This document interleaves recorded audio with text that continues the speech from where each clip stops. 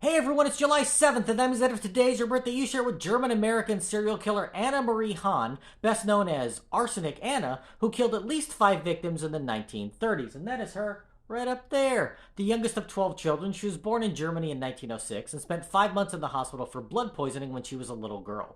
She was known to sneak out of the house in her teens and never completed high school. At the age of 18, she had a son out of wedlock, which was considered shameful in Germany at the time, and left for the United States 3 years later, leaving her son in the care of her mother. Hahn lied about being certified as a nurse and moved in with an elderly retired banker to serve as his caretaker. The 71-year-old man became enamored with the now 23-year-old Hahn and asked her to marry him. She agreed, not because she wanted to get married, but rather because she wanted to gain access to his finances to fund her newly acquired gambling habit. After stealing stock certificates and money from the elderly man under her care, she married another man, a Western Union telegrapher, with whom she moved to Cincinnati, her son joining them from Germany. She twice tried to take out a $25,000 life insurance policy on her husband, but he refused to go along with that, and shortly thereafter he came down with a mysterious illness.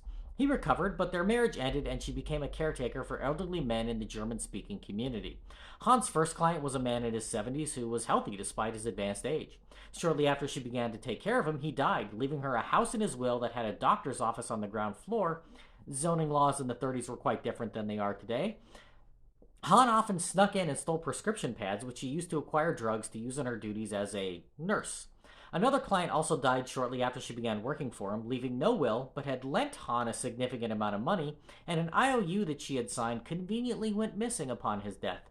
She got $17,000 from her next client, who named her in his will as his niece, Anna Hahn, and then she moved on to a man who gave her $15,000 just before he died. Hahn then tended to a man who she served a glass of beer that he noticed had an off taste, and saw some flies drink from the glass, who died instantly.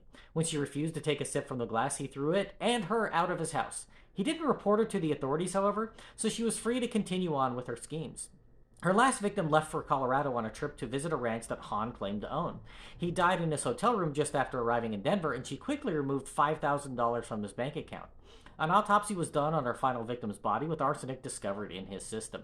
Her former clients were all exhumed, and each was found to have been poisoned with a different chemical. After a media sensation around her 4-week trial, she was convicted in 1938 of one of her murders and sentenced to death, the jury not believing her defense that she was a mercy killer. Hahn became the first woman to be electrocuted in the state of Ohio later that year, throwing a party for the press in her cell before she was walked to the electric chair. A priest was trying to comfort her in her last moments by holding her hand, and just before the switch was thrown, Hahn uttered her last words, "Be careful, Father, you'll be killed too."